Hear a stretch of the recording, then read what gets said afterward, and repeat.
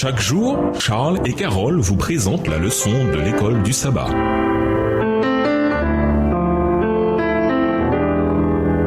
Bienvenue à votre émission Dieu nous parle. Voilà un saut de lundi. Une fois sous pression. Lisons Daniel 1. Quelle pression exerce-t-on sur ces jeunes hommes pour qu'ils se mettent en conformité? Daniel 1. La troisième année du règne de Joachim, roi de Juda, Nebuchadnezzar, roi de Babylone, marcha contre Jérusalem et l'assiégea. Le Seigneur livra entre ses mains Joachim, roi de Juda, et une partie des ustensiles de la maison de Dieu. Nebuchadnezzar emporta les ustensiles au pays de Shinéar, dans la maison de son Dieu. Il les mit dans la maison du trésor de son Dieu. Le roi donna l'ordre à Ashpenaz, chef de ses eunuques, d'amener quelques-uns des enfants d'Israël de race royale ou de famille noble, de jeunes garçons sans défaut corporel, beaux de figure, doués de sagesse, d'intelligence et d'instruction, capables de servir dans le palais du roi, et à qui l'on enseignerait les lettres et la langue des Chaldéens. Le roi leur assigna pour chaque jour une portion des mets de sa table et du vin dont ils buvaient, voulant les élever pendant 3 années, au bout desquelles ils seraient au service du roi. Il y avait parmi eux, d'entre les enfants de Juda, Daniel, Anania, Michaël et Azaria. Le chef des eunuques leur donna des noms: à Daniel celui de Belchazzar, à Anania celui de Shadrach, à Michaël celui de Meshach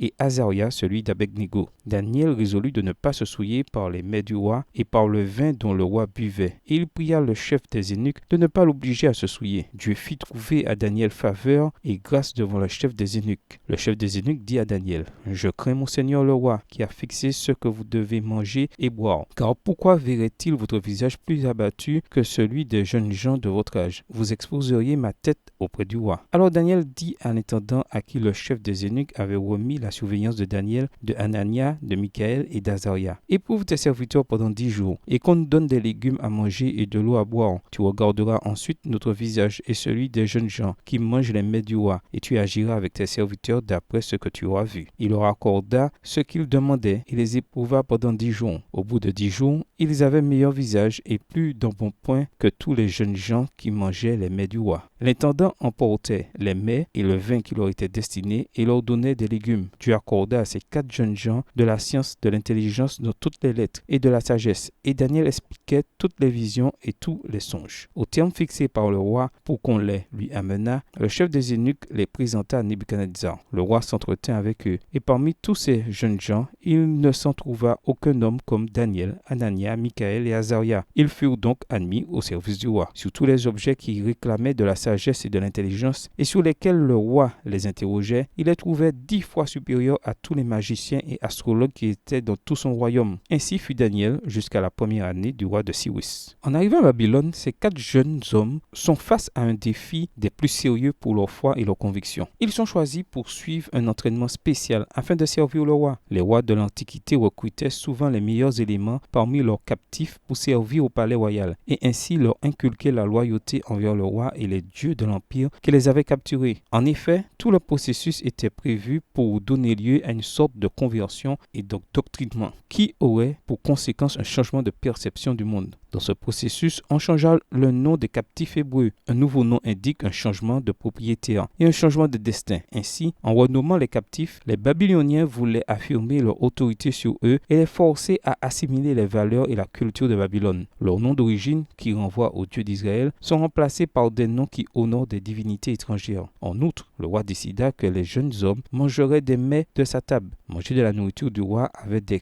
implications profondes dans l'Antiquité. Cela impliquait une allégeance exclusive au roi et reflétait une dépendance envers lui. Et comme la nourriture était généralement offerte aux dieux ou aux dieux de l'Empire, manger avait également une profonde signification religieuse. Cela voulait dire de toute évidence que l'on acceptait et participait au système d'adoration du roi. Ainsi, Daniel et ses compagnons se retrouvent dans une situation difficile. Pour eux, rester loyaux à Dieu et survivre au pouvoir écrasant du système impérial exige rien de moins qu'un miracle. Pour compliquer encore davantage les choses, la ville de Babylone elle-même était une expression monumentale de réussite humaine. La beauté architecturale des temples babyloniens, des jardins suspendus et de l'Euphrate qui serpentait à travers la ville véhiculait une image de puissance et de gloire inégalable. Ainsi, Daniel et ses amis se voient proposer une opportunité de promotion et la chance de profiter des bienfaits et de la prospérité de ce système. Ils peuvent cesser d'être des captifs hébreux pour devenir des fonctionnaires royaux. Vont-ils compromettre leurs principes pour prendre ce facile sentier pour la gloire?